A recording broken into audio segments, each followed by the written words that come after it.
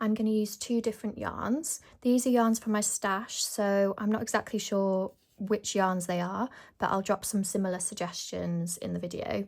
The first yarn I'm going to call colour A, and this is an Aran weight cotton yarn. And then the second yarn I'm going to call colour B, and this is like a lace weight thread, but I guess fingering weight would work as well.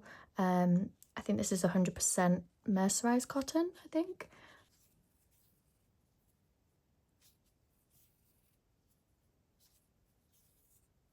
Once you've double checked you've got no twists in your work, you can place your stitch marker on your right hand needle, and the very first pattern row we're actually going to start with the second colour. So actually I'll just take that off and attach the second colour. So we're going to work the first row in the black, and I wouldn't normally do this, but because the first stitch of the row is a slip stitch, I'm just going to like tie it onto the yarn just to kind of give it a bit of security. Like, you don't have to do this, but it's going to be, the first stitch is going to be a bit tricky if you don't. So I've just loosely tied it there just to give it a little bit of hold.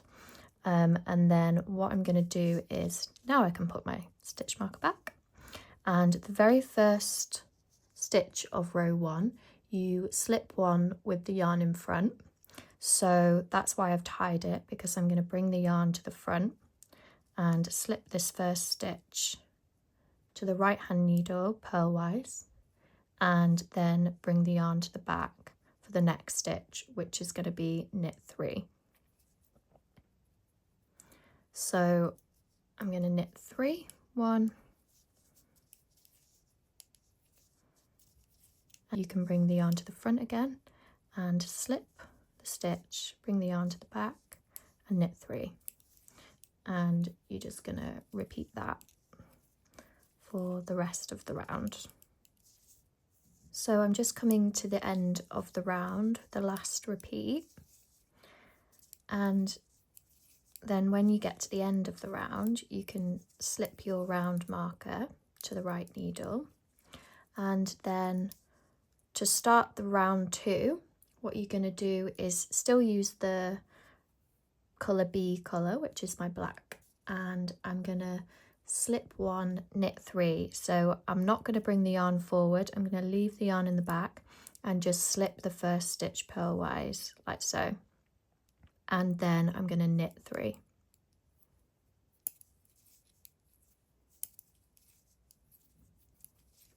So slip the next stitch purlwise, yarn at back, and then knit 3. I'm just going to repeat that across the whole round. So again, I'm just coming to the end of the second round, and then slip the marker, and then for round 3 you're going to take your colour A, so your first yarn you used, and you're going to start the next round with that. So we're going to knit the first stitch with colour A like that, and then we're going to slip 3 with the yarn in front. So bring colour A to the front and then slip 3 stitches purlwise, bring the yarn to the back and then knit 1. Yarn to the front, slip 3 and then bring the yarn to the back, and that's the sequence. So I'm just at the end of the round again, and I'm just going to slip the marker, and then for round 4 we're going to knit the first stitch with colour A, and then you're going to slip the next 3 stitches, but this time with the yarn in the back. So keep the yarn in the back and then slip 3 like so, and then knit 1, slip 3 with the yarn in the back, and repeat that around across the whole round. So I'm just finishing the round, and then you're going to slip the marker, and then you're just going to repeat those 4 rounds over and over again. As the rows build up, you can see this really lovely texture is created, and the reverse side looks like this, which is also really cool.